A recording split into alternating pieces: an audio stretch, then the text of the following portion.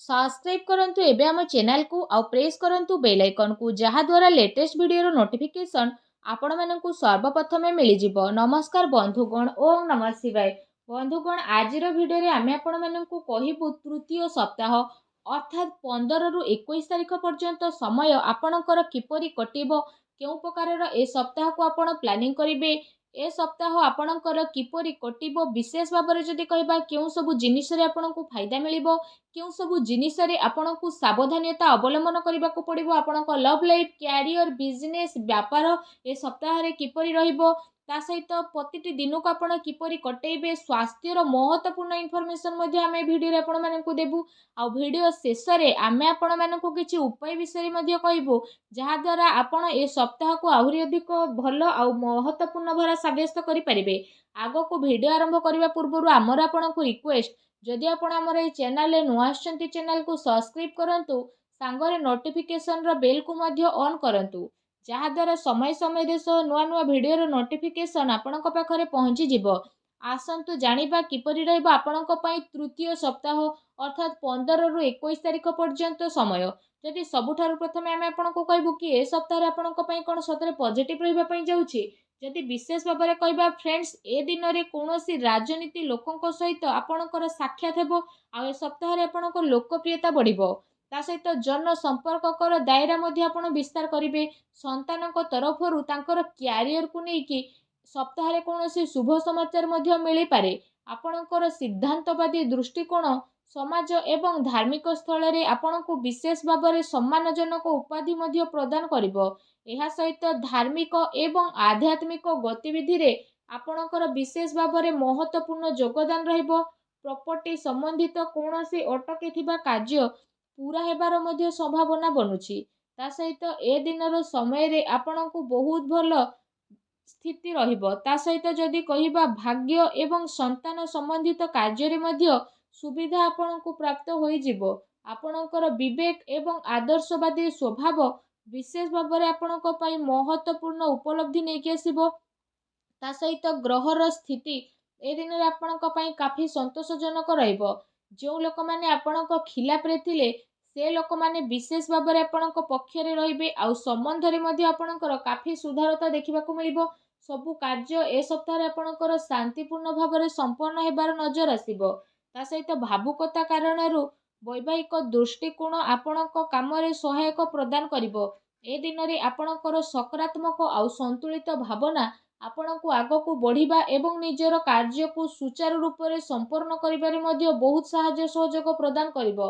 घरे कोनोसी धार्मिक उत्सवर मध्ये विशेष भाବରେ ए दिन रे योजना बनिबो। आपण पुणी थरे निजे निजकु ताजा विशेष भाବରେ अनुभव करिवे। एहा सहित जदि कहबा अटकी थिबा पेमेंट मध्ये मिलिबा कारणरू विशेष भाବରେ आर्थिक स्थिति रे आपणकर काफी टाइम पर्यंत सुधार आसीबो, जहा द्वारा आपणको काफी खुशी मिलिबो एवं आपणक मन बहुत ही प्रसन्न रहिबो। आसंतु जानिबा ए दिन रे आपणक पई कोन नेगेटिव रहिबो। कोनोसी भी प्रकारर उधारी ठारू ए सप्ताह रे आपण दूरी रुहंतु। धन लेण देण संबंधित कार्य करिबा ठारू आपण छलना बा धोकार मध्ये शिकार होई पारंती। कोनोसी भी काम करिबारे अधिक भाबी चिंती कि निजर टाइम को लगांतु नाही। एहा द्वारा समय आपणक हातरू बाहरी मध्ये जाई पारे। सामाजिक संपर्क को मधुर बनाई के रखिबार अति आवश्यकता रहिछि, कारण केबे केबे किछि नकारात्मक पुरुणा कथा पुणी थरे मध्ये उठी पारे, जहा द्वारा जदि कहबा आपण निजर मनोबल रे काफी टाइम पर्यंत कमी अनुभव करिवे। निजर स्वभाव को पॉजिटिव बनै कि आपण रखंतु।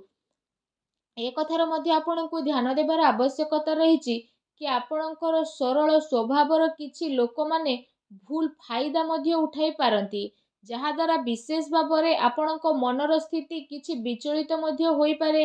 अन्यर कथा को सुलझेइबारे आपणकर केते सारा महत्वपूर्ण कार्य मध्ये अटकी पारे। कोनोसी प्रकारर जदि कहा सहित वादा करिसेंती तो ताको पूरा करंतु, नचेत समाज रे आपणकर इमेज बिगिड़ी पारे। आ किछि लाभदायक मौका मध्ये आपणक हातरू बाहर जिबार विशेष संभावना बनुछि। एहा सहित जदि कहिबा देखा देखी प्रक्रिया रु आपण दूरी के रुहंतु। ए समय रे धन संबंधित किछि नुकसानदायक स्थिति मध्ये हेबो, जहा द्वारा जदि कहबा कोनोसी भी प्रकारर निवेश को आपण ए समय रे बाहर करि दियंतु। संपत्ति संबंधित विवादीय मामला रे ଧ୍ୟାନ ରଖନ୍ତୁ କି ଭାଇଙ୍କ ସହିତ ସମ୍ବନ୍ଧ ଆପଣଙ୍କର ଖରାପ ନ ହେଉ। ପିଲାଙ୍କର ଗତିବିଧିରେ ଧ୍ୟାନ ରଖିବାର ଅତି ଆବଶ୍ୟକତା ରହିଛି। ତାଙ୍କର କୌଣସି ଭୁଲ ଆଦତ ବା ସଙ୍ଗତି ଆପଣଙ୍କୁ ପ୍ରୋବ୍ଲେମରେ ପକାଇପାରେ। ସେସବୁକୁ ସକାରାତ୍ମକ କାର୍ଯ୍ୟରେ ଆପଣ ନ୍ୟସ୍ତ କରିବା ଅତି ଆବଶ୍ୟକ ରହିଛି, ଯାହା ତାଙ୍କର ଭବିଷ୍ୟତ ପାଇଁ କାଫି ଲାଭଦାୟକ ସିଦ୍ଧ ହେବ। ଆସନ୍ତୁ ଜାଣିବା ଏ ଦିନରେ ଆପଣଙ୍କର ଲଭ୍ ଲାଇଫ୍ କିପରି ରହିବ। ଘରର ମାହୋଲ ଅନୁଶାସିତ ଏବଂ ଖୁସିଭରା ମଧ୍ୟ ରହିବ। ପ୍ରେମ ସମ୍ବନ୍ଧରେ ମର୍ଯ୍ୟାଦା ବନେଇ ରଖିବାର ଆବଶ୍ୟକତା ରହିଛି। ଆପଣ ଆପଣଙ୍କର ସମସ୍ୟାକୁ ସୁଲଝେଇବାରେ ନିଜର ଜୀବନସାଥୀ ଆଉ ପିଲାଙ୍କର ପୁରା ସହଯୋଗ ମିଳିବ, ଯାହାଦ୍ୱାରା ଆପଣଙ୍କର ଆତ୍ମବିଶ୍ୱାସ ମଧ୍ୟ କାଫି ଭଲ ବନିକି ରହିବ।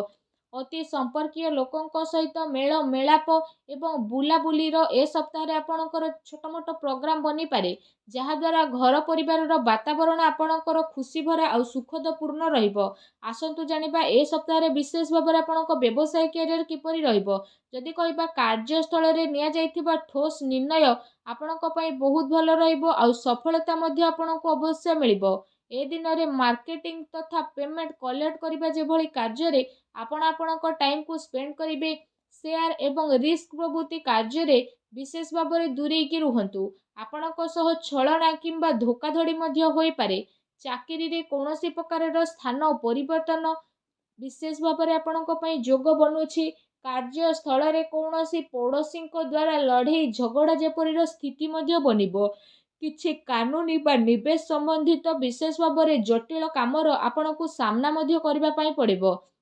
ବ୍ୟବସାୟିକ କାର୍ଯ୍ୟ ପ୍ରଣାଳୀରେ ପରିବର୍ତ୍ତନ ଆଣିବା ଆପଣଙ୍କ ପାଇଁ ଅତି ଆବଶ୍ୟକ ରହିଛି, ଯାହା ପାଇଁ ଆହୁରି ଅଧିକ ବେହତରିନ ପରିଣାମ ଆପଣଙ୍କୁ ହାସିଲ ମଧ୍ୟ ହେବ।